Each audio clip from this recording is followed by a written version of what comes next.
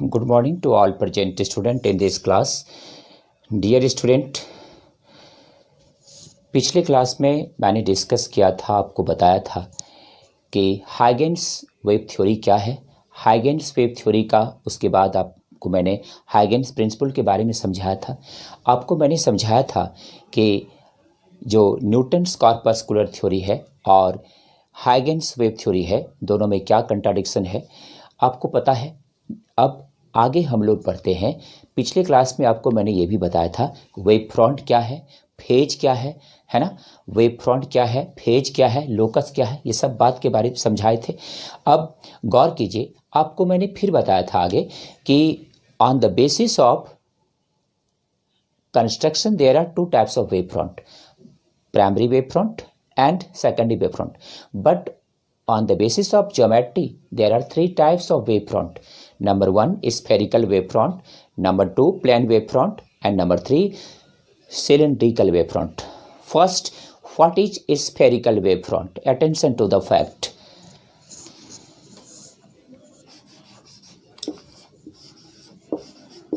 Spherical wave front, in short SWF.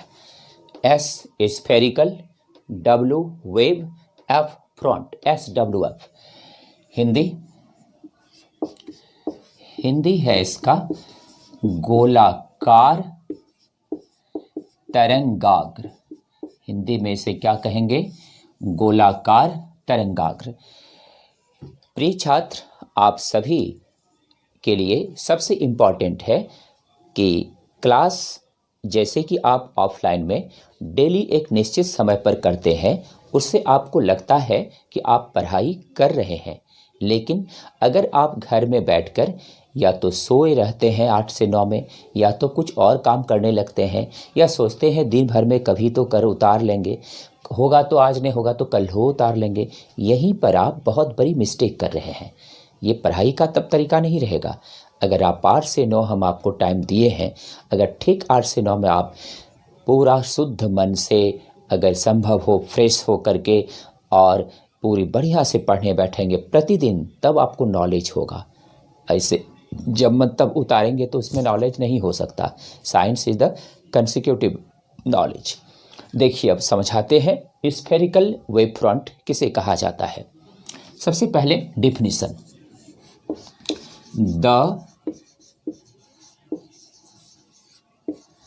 The wave front which is produced by the point source in all direction, then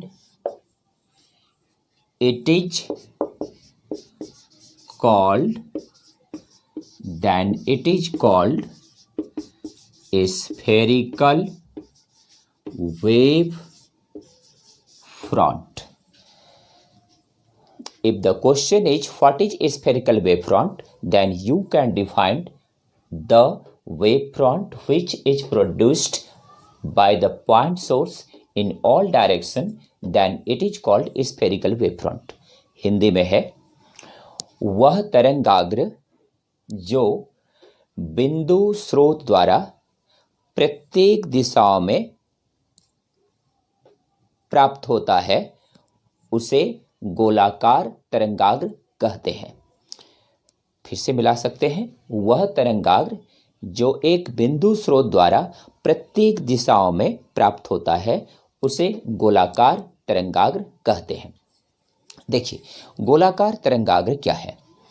यहाँ पर ये एक point source है, it is the point source. इस point source से light जो है, जैसे कि स्टार है, एग्जाम्पल के तौर पर आप याद रख सकते हैं, जैसे कि सन है, स्टार है, etc। ये सब एक पॉइंट सोर्स है। पूरे ब्रह्मांड में सूर्य एक बिंदु की तरह है। पूरे ब्रह्मांड में तारे, क्योंकि ब्रह्मांड तो लिमिटलेस स्पेस है, उसमें ये सब पॉइंट सोर्स ही है। लेकिन आप अगर सोच रहे हैं बल्ब, कैंडल, लैंप, तो ये सब नहीं होगा, क्योंकि उसमें बल्ब में पीछे में होल्डर रहता है, लैंप भी नहीं होगा, कैंडल भी नहीं होगा, तो ये सब पॉइंट सोर्स नहीं है। तो कोई पॉइंट सोर्स होना चाहिए, और पॉइंट सोर्स से जो लाइट है ये सभी डायरेक्शन में फैलता है।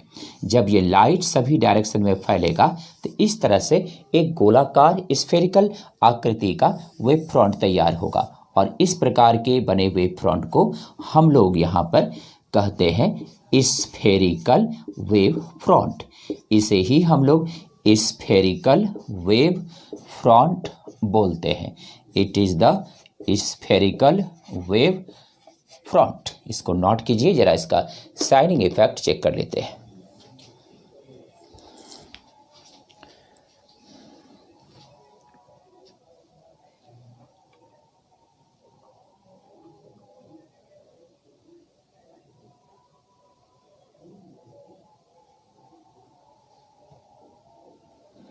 बिल्कुल विजिबल है, सारे वर्ड बिल्कुल विजिबल है, आराम से आप नोट कर सकते हैं और देख सकते हैं। तो आपने स्फेरिकल वेव फ्रंट का डेफिनेशन इंग्लिश और हिंदी में नोट कर लिया है, और इसका फिगर भी बना लिए हैं। अब एक बार समझ लीजिए फिर से, ये एक पॉइंट सोर्स है। मान लीजिए सन है, तो सन से चारों ओर लाइट निकल रहा है, न केवल अर्थ की ओर आ रहा है, चारों ओर उसका लाइट जो फैल रहा है वो एक स्फीयर के आकार में बन रहा है, और इसी तरह के वेव फ्रंट को स्फेरिकल वेव फ्रंट कहते हैं। अब इसका इंटरनल पार्ट को समझाते हैं। इसका जो इंटरनल पार्ट है अब उसे समझिए।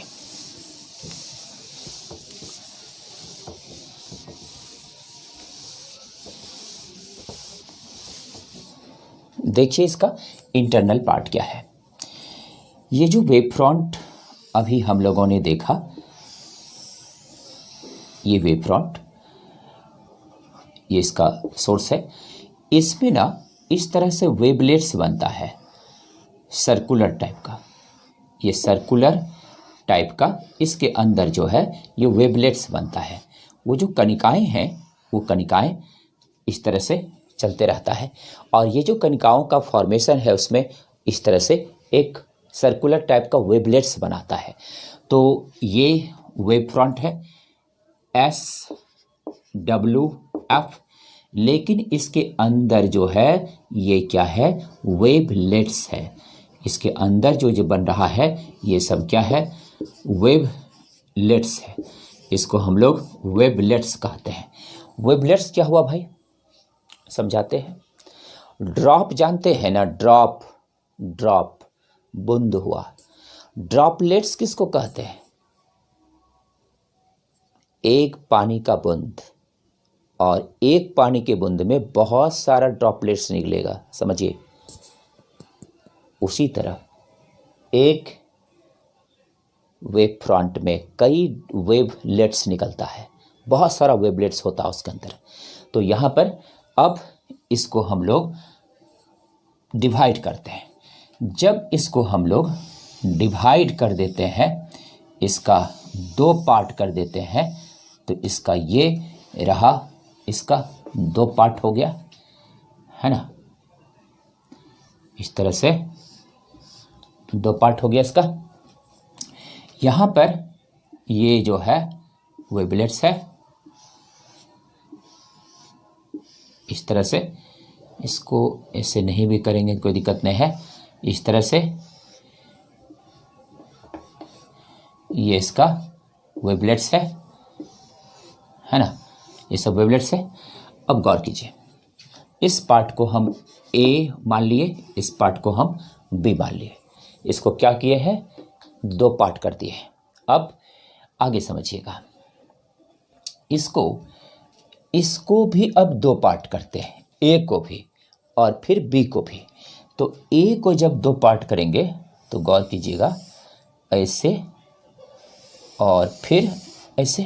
ए का इधर वाला के लिए ये इसका जब बाइसेक्ट होगा, ऐसे करके जब इसको दो भाग काटेंगे इस तरह, है ना, तो यहाँ पर ये इस तरह से बनेगा, ऐसे ऐसे, और इसमें इस तरह से बनेगा इधर से, और यही दोनों सटाते हैं तो ऐसा हो जाएगा।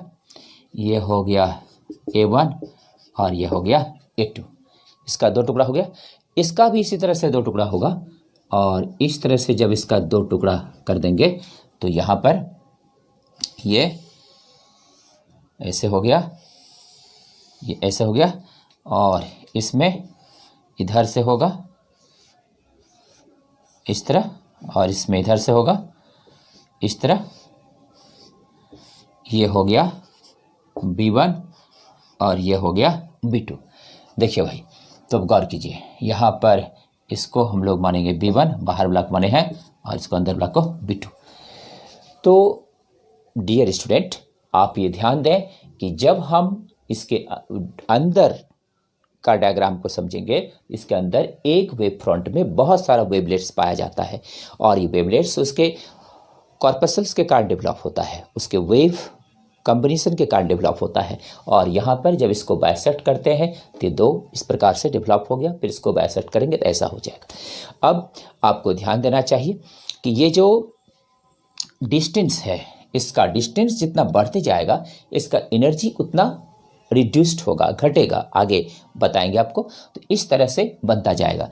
अब इससे ये स्पष्ट हो गया कि कोई भी अगर एक पॉइंट सोर्स है तो इसके द्वारा जो वेव फ्रंट है वो प्रत्येक डायरेक्शन में फॉर्म करता है, और इस तरह के वेव फ्रंट को हम लोग क्या बोलते हैं?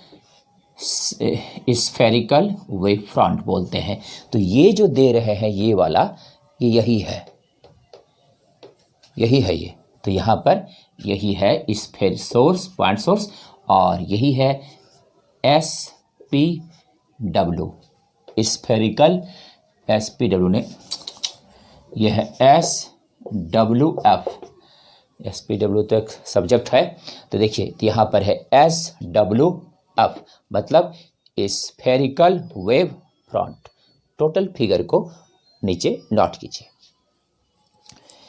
तो यहाँ पर अगर हम लोग एक स्फेरिकल वेव फ्रंट की कल्पना करते हैं, इसका मतलब है कि अवश्य ही एक पॉइंट सोर्स लिया जाएगा, और पॉइंट सोर्स के द्वारा ही स्फेरिकल वेव फ्रंट का बनना संभव है, अदरवाइज कभी भी स्फेरिकल वेव फ्रंट फॉर्म नहीं कर सकता। तो स्फेरिकल वेव फ्रंट में बहुत सारे वेवलेट्स होते हैं। The wavelets are observe in different situation. Such type of wavelets are different. For example 1, 2, 3, 4, 5, 6 and so on. इस तरह का वेवफ्रंट्स इसमें डेवलप करता है। यहाँ पर इसे जब बाइसेक्ट करते हैं तो ये 2 भागों में डिस्ट्रीब्यूट हो जाता है। तो ये है आपका स्फेरिकल वेव फ्रंट। इसके लिए याद रहना चाहिए कि पॉइंट सोर्स होगा तभी स्फेरिकल वेव फ्रंट फॉर्म करेगा। और अब हम लोग दूसरे नंबर पर चलते हैं। प्लेन वेव फ्रंट क्या है?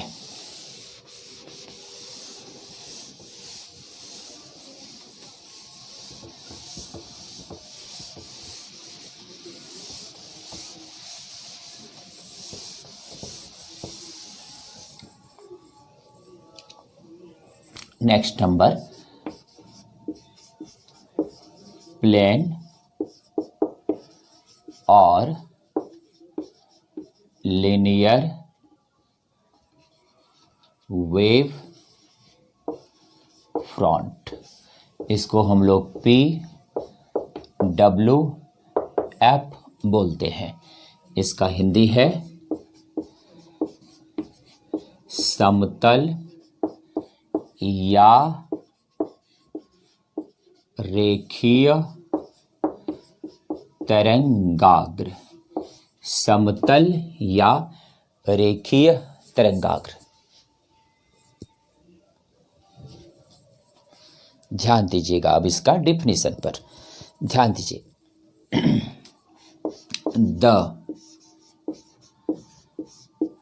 The part of A spherical wave front at large distance from the point source. Such type of wavefront is called plane wave front। इसका कहीं कोई लाइटिंग तो प्रॉब्लम नहीं है।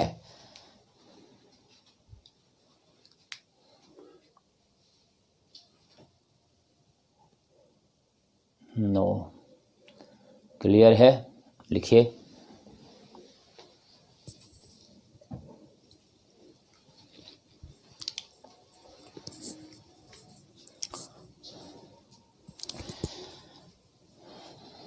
हिंदी।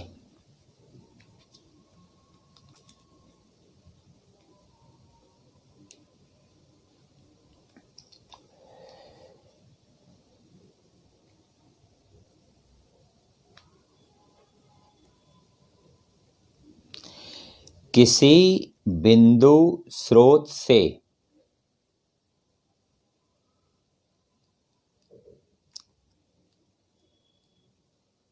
बहुत अधिक दूरी पर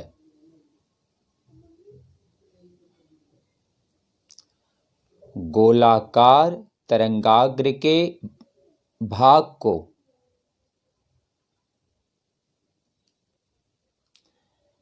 समतल तरंगाग्र कहा जाता है। गोलाकार तरंगाग्र के भाग को समतल तरंगाग्र कहा जाता है। एक बार फिर से मिला लीजिए। गोलाकार तरंगाग्र,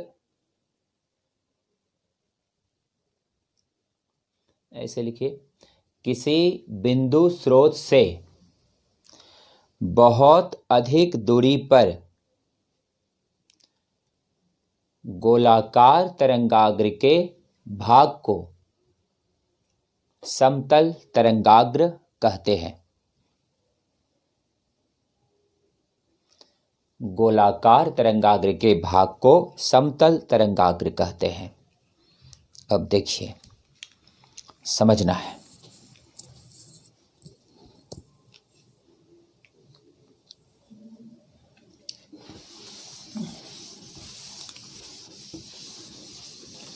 ये प्लेन या लिनियर वेव फ्रंट क्या है?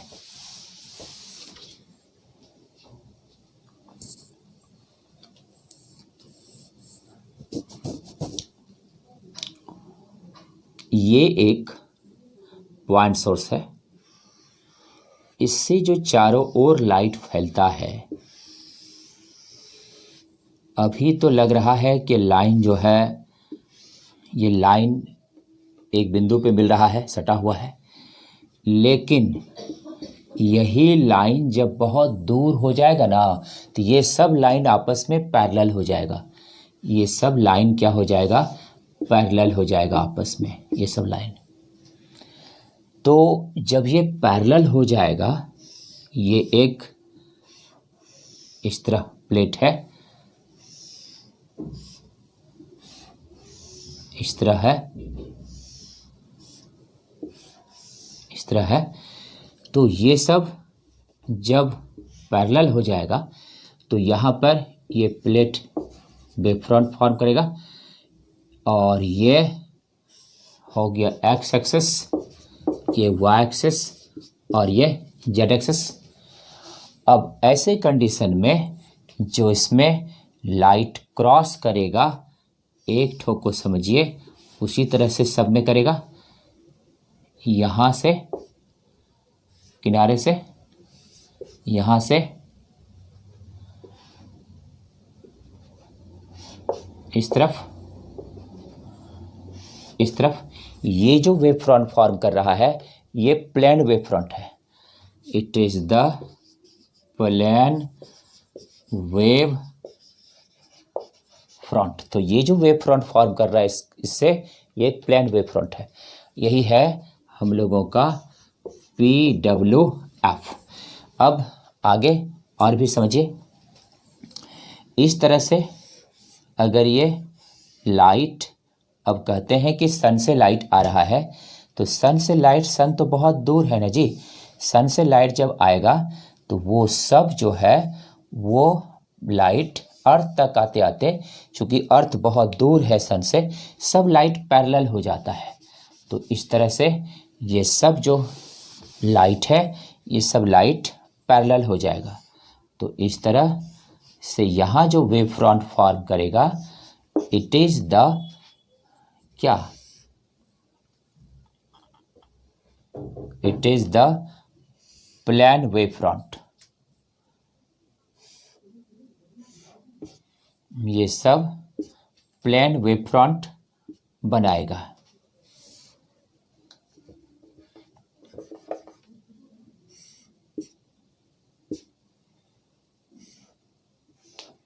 ये सब जो है प्लेन वेव फ्रंट बनाएगा। PWF1, PWF2, PWF3 और भी हो सकता है। तो ये सब लाइन जो है जब एक बिंदु स्रोत होता है, तो जब ये बिंदु स्रोत से लाइट जब बहुत दूर फैलेगा तो ये सब लाइट बहुत दूर जाने के बाद ये सब लाइट ना आपस में पैरेलल हो जाएगा। भले यहाँ पे लग रहा है कि एक पॉइंट सोर्स से निकला हुआ लाइट अभी यहाँ पैरेलल नहीं है, लेकिन सन से जो आ रहा है लाइट वो अर्थ तक आते आते, चूँकि बहुत ज़्यादा डिस्टेंस है 15 करोड़ किलोमीटर, तो यहाँ तक आते आते वो सब पैरेलल हो जाता है। इसलिए आपने देखा होगा कि जब कभी हम लोग इमेज U का मान लेते हैं सन के लिए, तो लाइट वहाँ पर क्या लेते हैं, प्रिंसिपल एक्सिस के पैरेलल लेते हैं। इसका मतलब ये लाइट सब क्या हो जाता है, बहुत दूर से पैरेलल हो जाता है। तो अब इस तरह से लाइट जब यहाँ पे गुजरेगा तो ये सब पैरेलल वेव फ्रंट ही बनाएगा। तो ये सब लाइट अब इस पर पड़ेगा और ये सब क्या बनाएगा, पैरेलल वेव फ्रंट बनाएगा। तो एक प्लेन वेव फ्रंट बनाएगा। ये चूंकि एक लीनियर सेंस में फॉर्म करते जाता है, सीधा ये किया फिर ये किया फिर ये किया फिर ये किया, इसलिए इसको हम लोग लीनियर वेव फ्रंट भी बोलते हैं। तो plane wave front is the linear wave front also. Clear है? तो याद रखना है, जब भी कभी कोई वेव फ्रंट प्लेन फॉर्म करता है तो उसे हम लोग प्लेन वेव फ्रंट बोलते हैं। और इसी तरह का wave front plane wave front कहलाता है। चूंकि ये लीनियर रूप में होता है इसलिए इसको हम लोग लीनियर वेव फ्रंट भी बोलते हैं। तो फिगर सब नोट करना है, पहले यह, फिर ये, फिर वो, उसके बाद फिर लास्ट में इसको। सभी फिगर आप जितना फिगर क्लियर करेंगे, क्योंकि फिगर से ही कंसेप्ट क्लियर होता है, तो फिगर हमेशा कॉपी में अवश्य साफ साफ बनाया करें।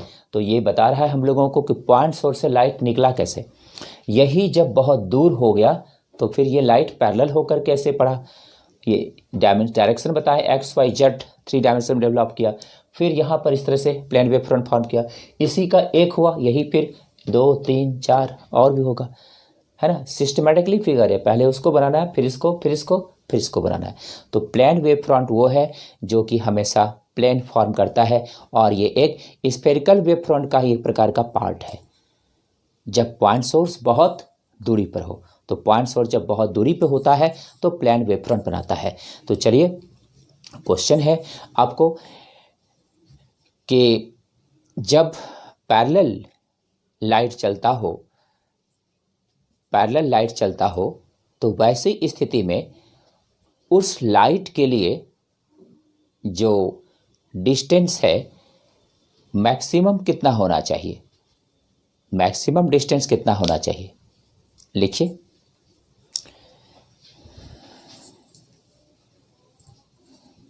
लिख लिए।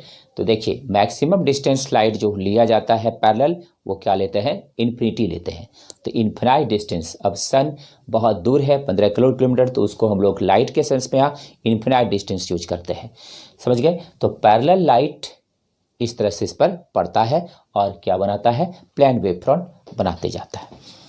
अब हम लोगों को चलना है तीसरे नंबर पर।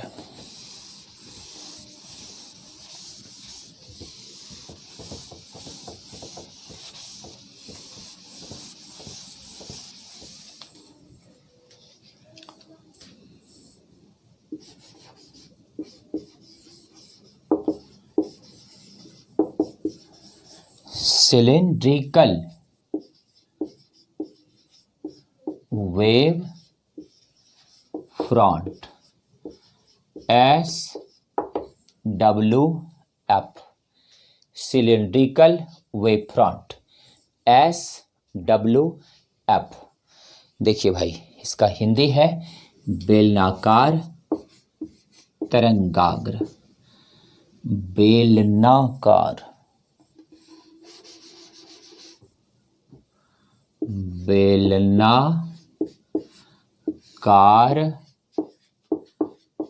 तरंगाग्र, बेलनाकार तरंगाग्र।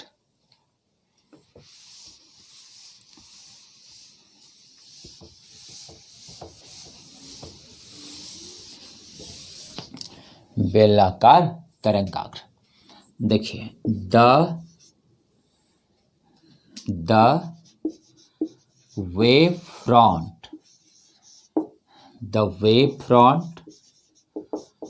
which is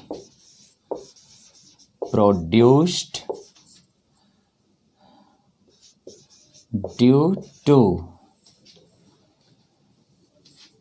the line source of light, it is called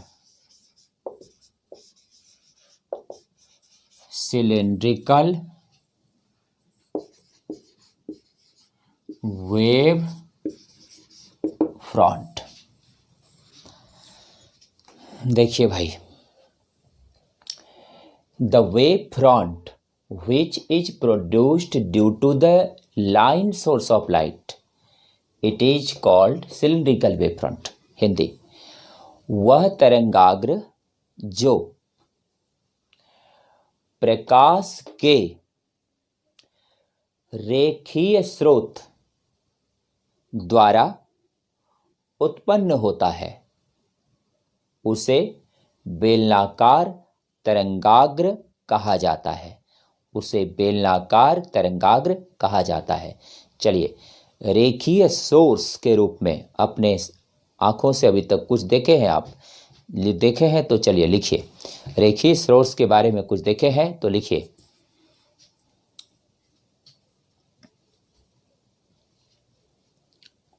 चलिए लिख लिए। रेखीय सोर्स के रूप में आपने देखा होगा ट्यूबलाइट।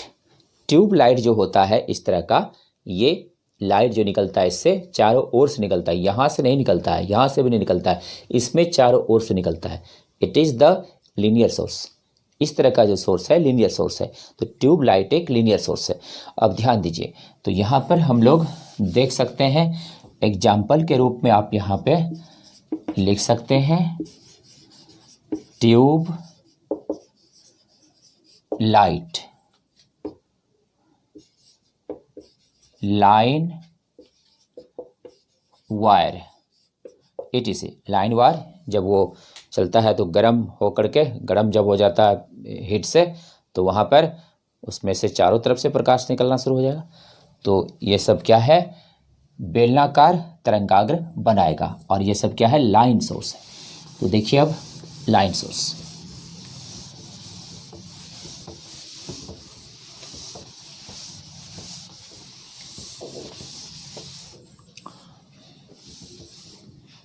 देखिए भाई लाइन सोर्स, ये लाइन सोर्स के रूप में ये एक ट्यूबलाइट है।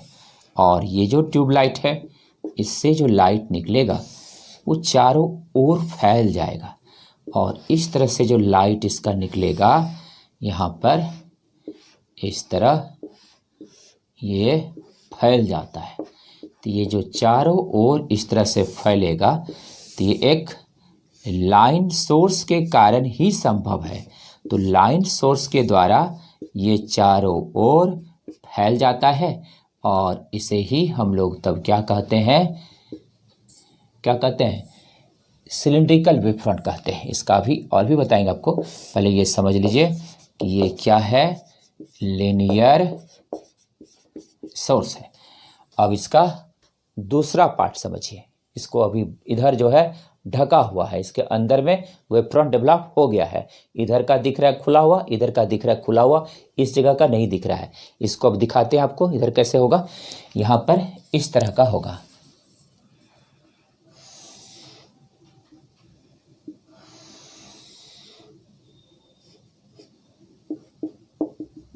ये लाइन सोर्स है। अब जो लाइट इसका है चारों ओर फैलेगा, उसके अंदर में सिलेंडर के अंदर में चारों ओर ये लाइट फैल रहा है।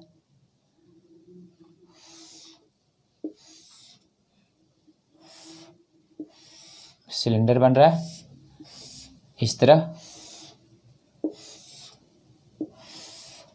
सिलेंडर बन रहा है।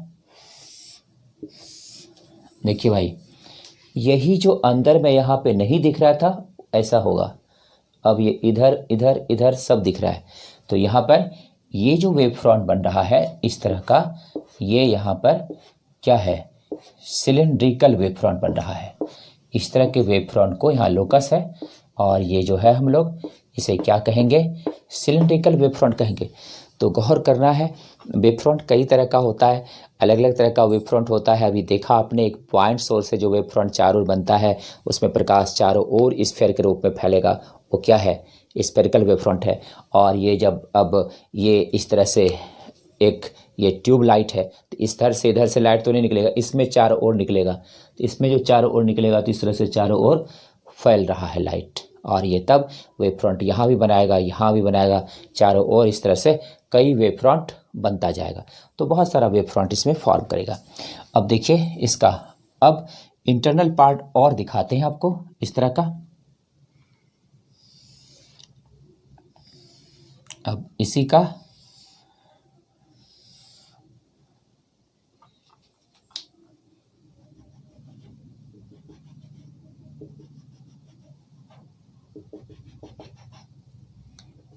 बाइसेक्ट करके दिखा रहे हैं अंदर का, जैसे माइक्रोस्कोप से किसी वस्तु को अंदर का हिस्सा देखते हैं।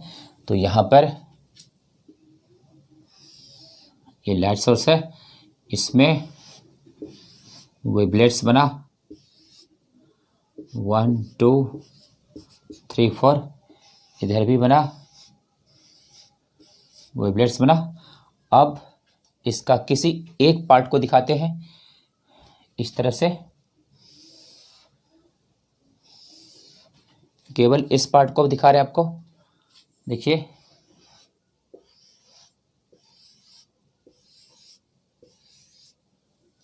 इसमें कुछ ज़्यादा बन गया, 5 बन गया, इसमें 4 करके ही दिखाते हैं आपको, यही है। अब ये है 1 2 3 4। अब इसको जब बाइसेक्ट करेंगे तो क्या होगा, इसको फिर बीचों बीच काट रहे हैं ये, तो इस तरह का आपको दिखेगा, ऐसा ऐसा दिखेगा।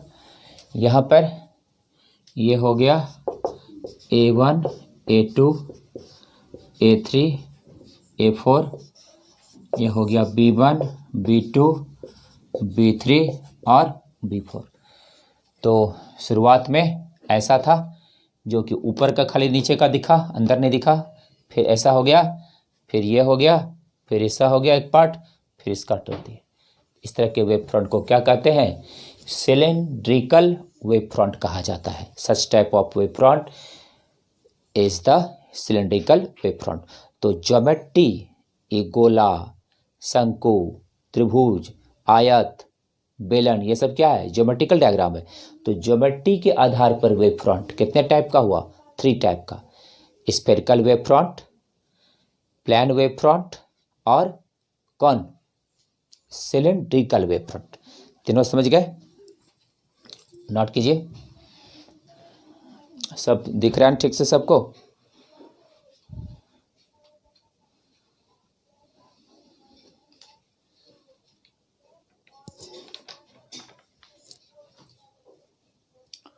ओहो, वेब के पास चमक रहा है।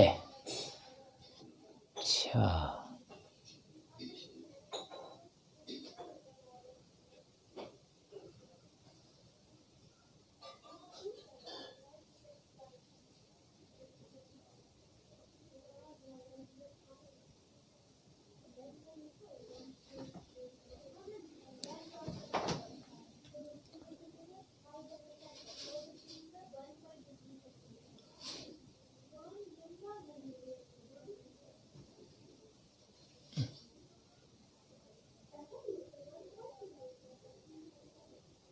लाइटिंग बहुत ज़्यादा हो रहा है।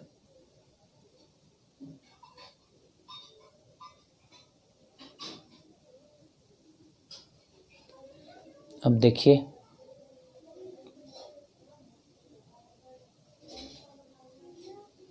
अब दिख रहा है ठीक। कभी कभी ऑटोमेटिक लाइट ज़्यादा हो जाता है। चलिए, अभी तो साफ दिख रहा होगा सबको। सिलेंड्रिकल वेव फ्रंट फिगर भी सब क्लियर है।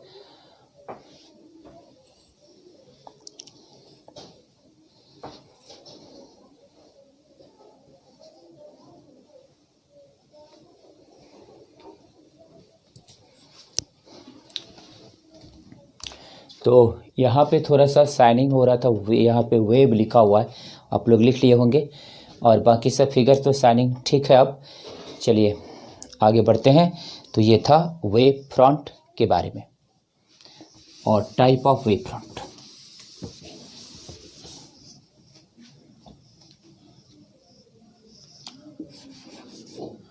आगे है इसमें रिमेंबर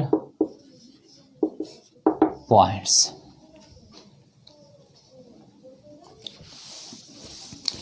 रिमेंबर पॉइंट्स, याद रखने वाला बिंदु।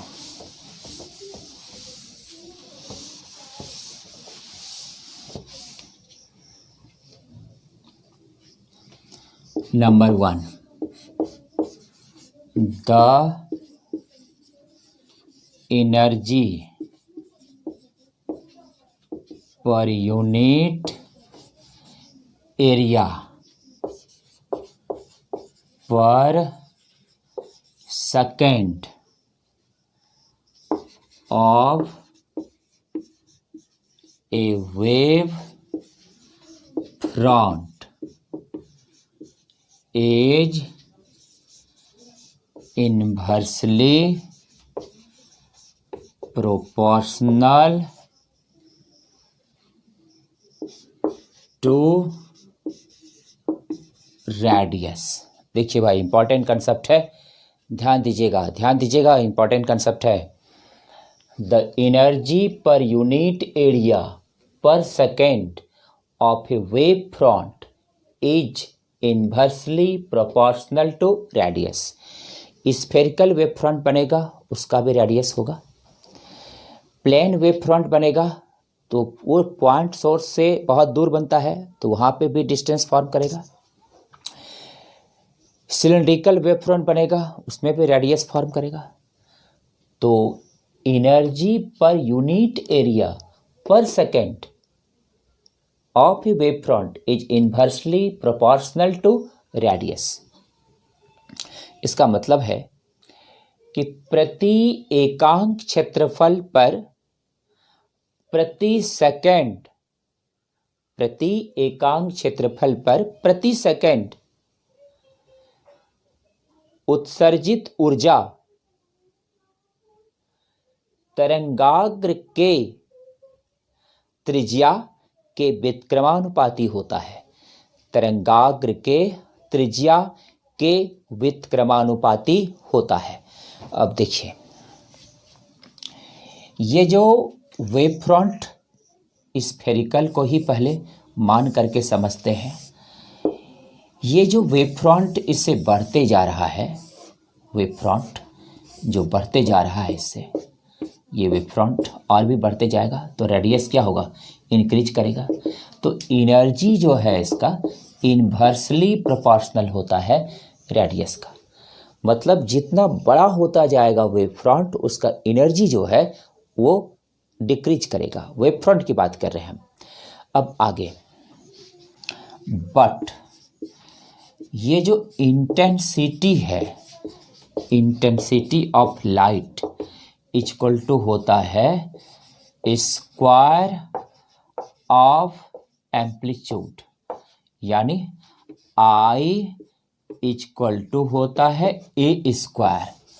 अब पता चलता है यहां से कि एनर्जी जो है, इंटेंसिटी जो है क्या हो, लाइट एनर्जी है पर यूनिट एरिया पर।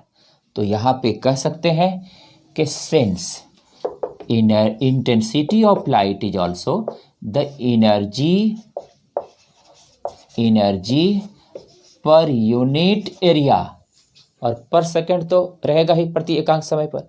तो यहां पर I प्रोपोर्शनल हो गया किसका, 1/r का, क्योंकि E प्रोपोर्शनल है किसका, R का। तो I भी प्रोपोर्शनल हो गया R का, क्योंकि I वहां से देख सकते हैं, या पहले एक बार लिख लीजिए कि I इक्वल टू क्या हुआ, E/A, है ना। और यहां पर I प्रोपोर्शनल हो गया E का। इससे पता चलता है कि I इनवर्सली प्रोपोर्शनल हो गया R का। लेकिन I इक्वल टू क्या है, A स्क्वायर। तो हम लोग यहाँ पर लिख सकते हैं A inversely proportional to √r। मतलब एम्पलीट्यूड जो है, आयाम जो है, ये क्या है, एम्पलीट्यूड क्या है, आयाम। यानी तीव्रता जो प्रकाश का है वो आयाम के वर्ग के बराबर होता है। तो अब कह सकते हैं कि आयाम जो वेव फ्रंट का है वो त्रिज्या के वर्गमूल के व्युत्क्रमानुपाती होता है। मतलब जितना त्रिज्या बढ़ेगा उसका आयाम क्या होगा, घटते जाएगा। अब कुछ विद्यार्थी कहेगा आयाम क्या है, अब 11 तो याद रहा नहीं किसी को। आयाम क्या है, तरंग के महत्तम विस्थापन को आयाम कहते हैं।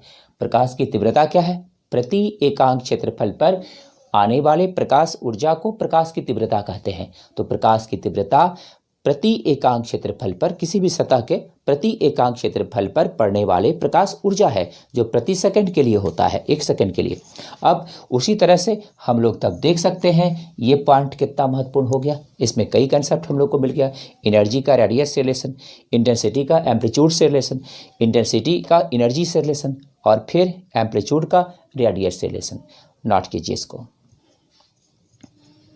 बहुत इंपॉर्टेंट कंसेप्ट है। इस पर कंपटीशन में अक्सर जी मेंस, नीट सारे एग्जामिनेशन में भी इस पर आधारित क्वेश्चन आता है, और बोर्ड में तो नंबर 2 पे चलते हैं।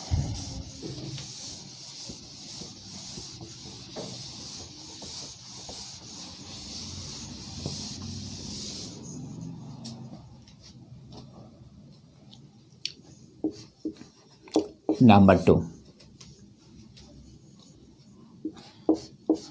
द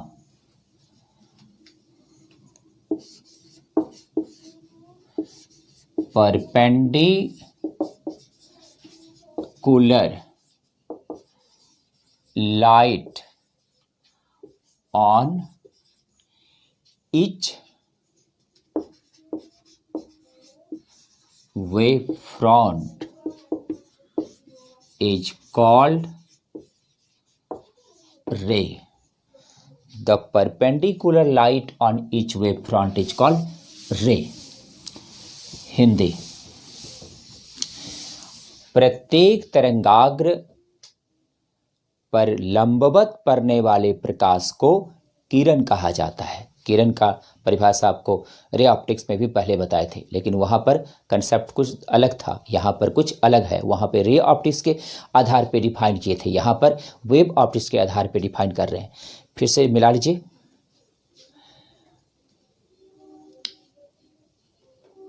तरंगाग्र पर लंबवत पड़ने वाले प्रकाश को किरण कहते हैं। देखिए ये सोर्स है और ये क्या है, वेव फ्रंट है। इस पर जो ये पड़ रहा है ये एंगल 90 है, ये किरण है। यहाँ पे जो पड़ रहा है ये 90 है, ये किरण है। इसको हम लोग रे कहते हैं। इसी तरह यहाँ पर भी होगा, और ये क्या है, रे कहलाता है। तो याद रखिएगा, तरंगाग्र पर लंबवत पड़ने वाले प्रकाश को क्या कहते हैं, किरण कहते हैं। तो अब आप ये डिफिनेशन भी रे ऑफ लाइट के लिए यूज कर सकते हैं। ये हुआ वेव थ्योरी के आधार पर, और वो जो था रे ऑप्टिक्स के आधार पर है। तो ये है दूसरा पॉइंट, फिगर नोट कीजिए।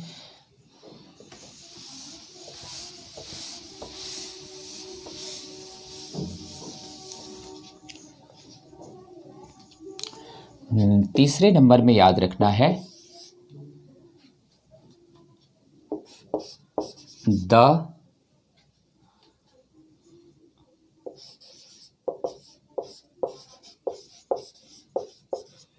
the disturbance is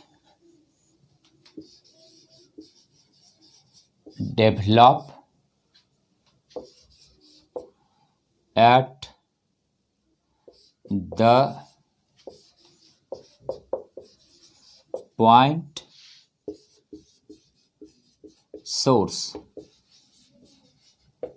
which emit the light in all direction। देखिए भाई, the disturbance is developed at the point source which emits the light in all direction। Hindi, बिंदु स्रोत पर विक्षोभ उत्पन्न होता है। बिंदु स्रोत पर विक्षोभ उत्पन्न होता है जो प्रकाश को प्रत्येक दिशाओं में संचरित करता है।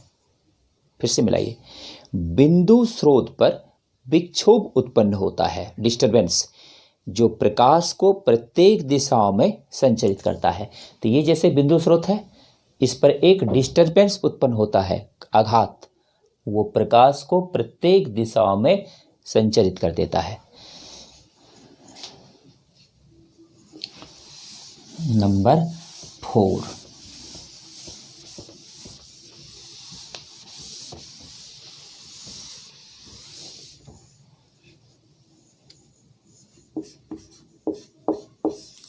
Number 4,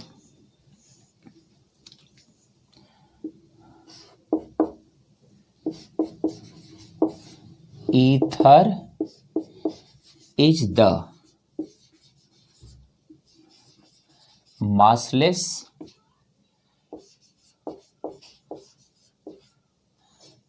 perfectly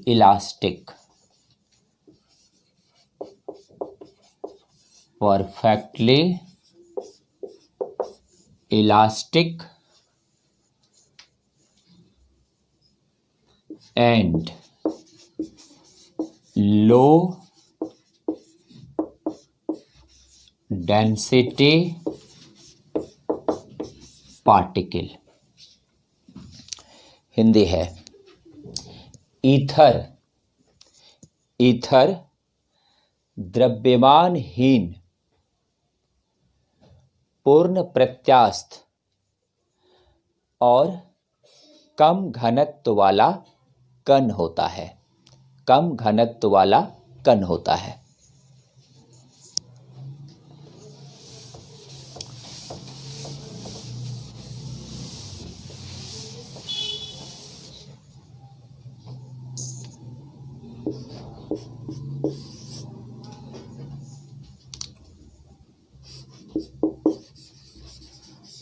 Light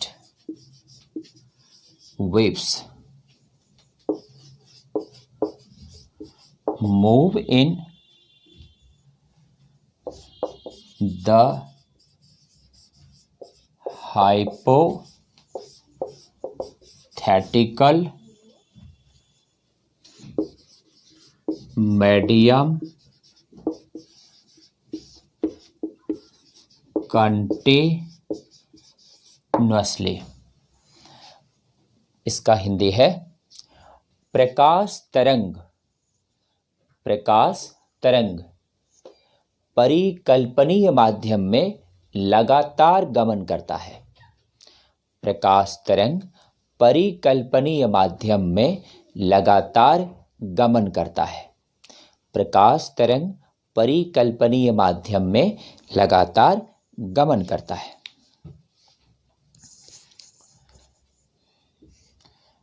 number 6, Huygens wave theory of light. Huygens wave theory of light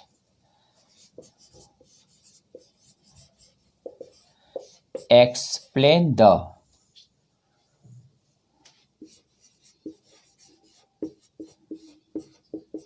reflection, refraction,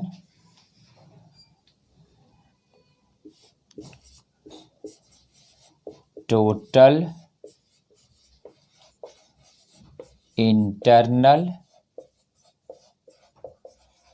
reflection, interference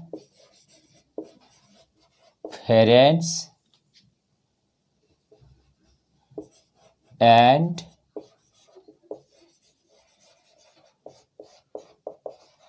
diffraction.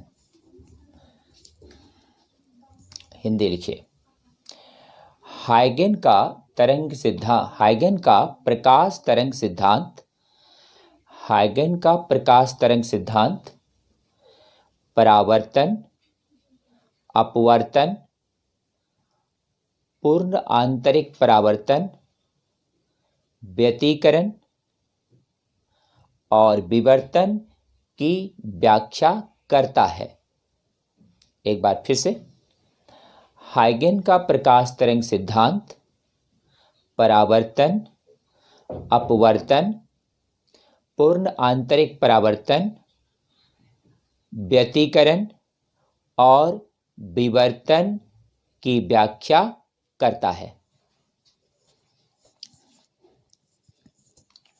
अगला पॉइंट में आपको याद करना है, रखना है,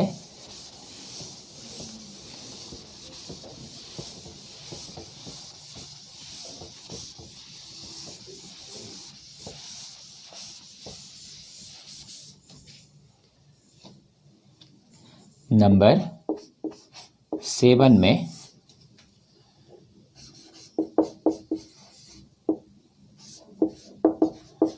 according to Huygens principle,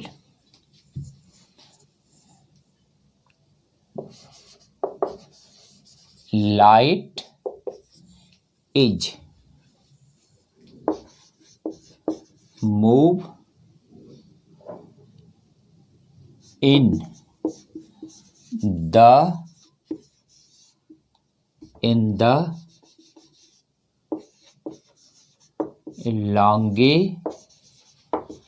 longitudinal wave motion।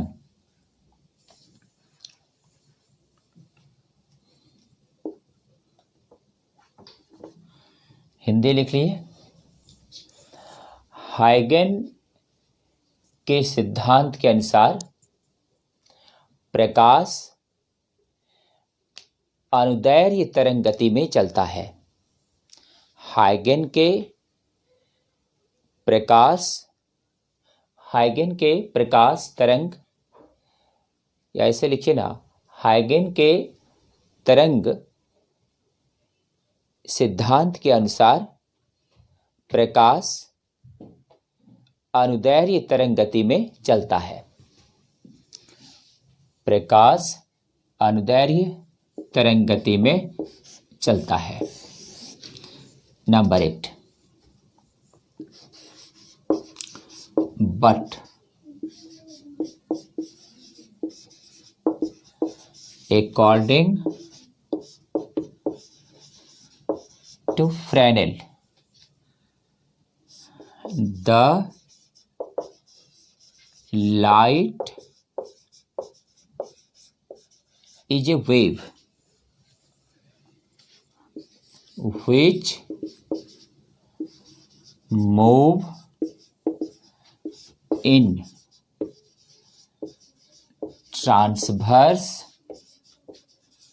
wave motion।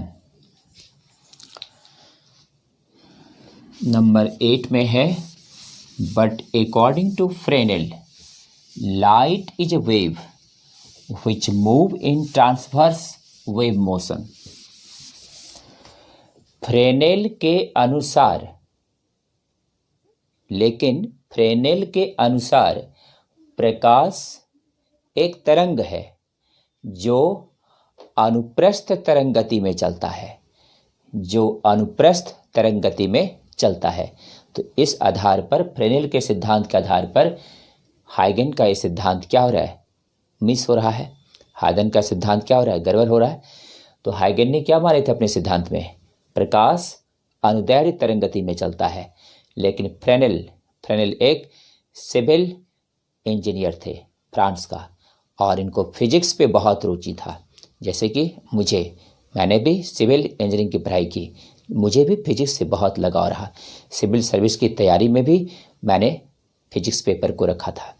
अब देखिए, तो गौर कीजिए, ये फ्रेनेल एक सिविल इंजीनियर थे फ्रांस के, और इन्होंने फिजिक्स में बहुत सारा प्रयोग किया। आगे चैप्टर में भी आप फ्रेनेल का प्रयोग पढ़ेंगे। फ्रेनेल ने कहा कि लाइट एक क्या है, ट्रांसवर्स वेव मोशन में चलता है, लॉन्गिट्यूडनल में नहीं चलता है। लाइट वेव है, लेकिन ये ट्रांसवर्स वेव मोशन में चलता है, क्योंकि हाइगन के सिद्धांत से प्रकाश की सारी घटनाओं की व्याख्या हो गया, लेकिन एक घटना जो पोलराइजेशन है उसकी व्याख्या नहीं हो रहा था। तो बस यहीं पे हाइगन का सिद्धांत फिर गड़बड़ होने लगा, और इस आधार पर फ्रेनेल वैज्ञानिक ने प्रकाश को अनुप्रस्थ तरंग माना, और उस आधार पर पोलराइजेशन की व्याख्या उन्होंने कर दिया। तो फ्रेनेल ने पोलराइजेशन ऑफ लाइट की व्याख्या इसको लाइट के ट्रांसवर्स वेव मोशन के कारण कर पाए थे। तो यहाँ पर इस पॉइंट को नोट कीजिए। 9 नंबर,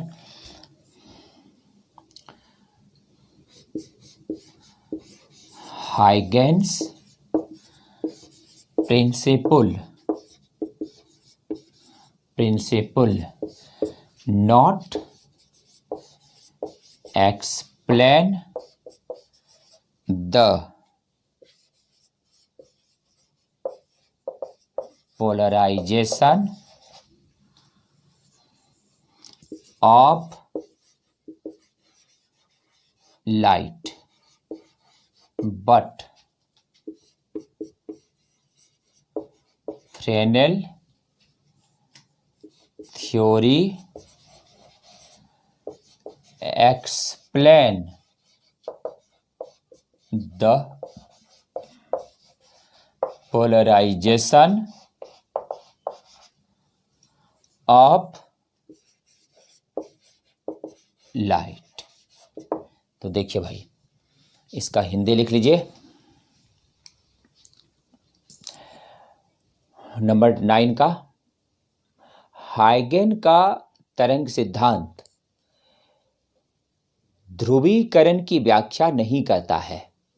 हाइगन का तरंग सिद्धांत ध्रुवीकरण की व्याख्या ऐसे लिखिए, हाइगन का तरंग सिद्धांत प्रकाश के ध्रुवीकरण की व्याख्या नहीं करता है, लेकिन फ्रेनेल का सिद्धांत प्रकाश के ध्रुवीकरण की व्याख्या करता है। फ्रेनेल का सिद्धांत प्रकाश के ध्रुवीकरण की व्याख्या करता है, क्योंकि पता है प्रकाश जो है अपने गमन की दिशा के हमेशा लंबवत चलता है, और इस आधार पर इस तरह की घटना को, आगे चैप्टर ही है पोलराइजेशन ऑफ लाइट, आगे चैप्टर ही है, उसको पूरा विस्तार से पढ़ाएंगे। अभी समझिए कि हाइगन के सिद्धांत से प्रकाश की सारी घटना, प्रकाश का परावर्तन, प्रकाश के अपवर्तन, प्रकाश का वर्ण विक्षेपण, व्यतिकरण, विवर्तन, सारी घटना का व्याख्या हो गया, लेकिन ध्रुवीकरण की घटना का व्याख्या हाइगन के सिद्धांत से भी नहीं हो पाया।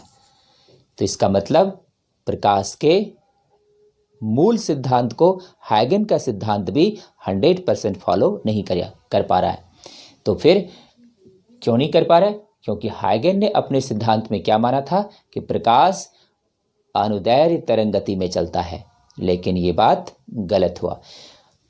फ्रेनेल ने कहा कि प्रकाश अनुप्रस्थ तरंग गति में चलता है। इसलिए आपको ये नहीं देखना चाहिए कि किस वैज्ञानिकों का कौन सा सिद्धांत गलत हुआ।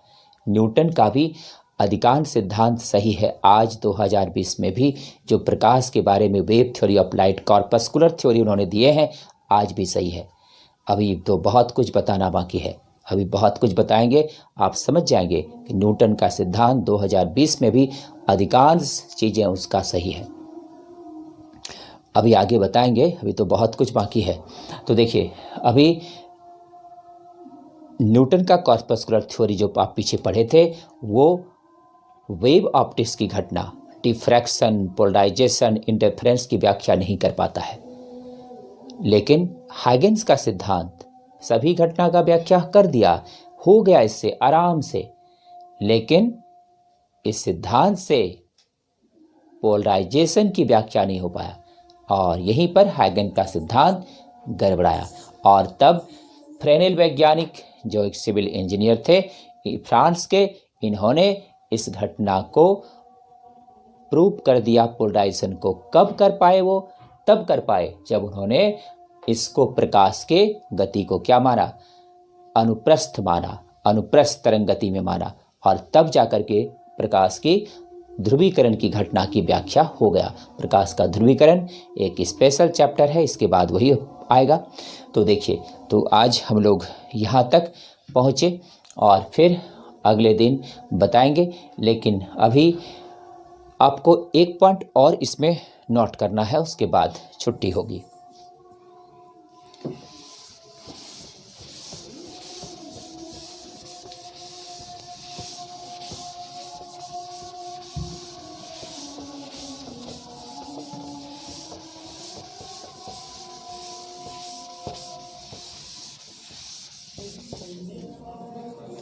पॉइंट नंबर है 10।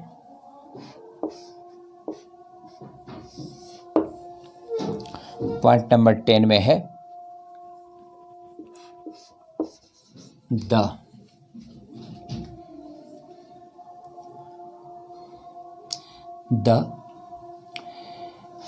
Phase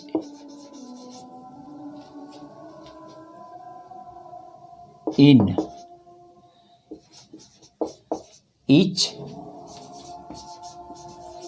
wave front is equal at each point. So the phase difference is equal to 0। देखिए भाई, ये सब पर क्वेश्चन आ जाता है, सब ऑब्जेक्टिव में सब पर आता है क्वेश्चन निकल कर। ध्यान दीजिएगा, ये भी आ गया है। इसका हिंदी लिखिए। किस प्रत्येक तरंगाग्र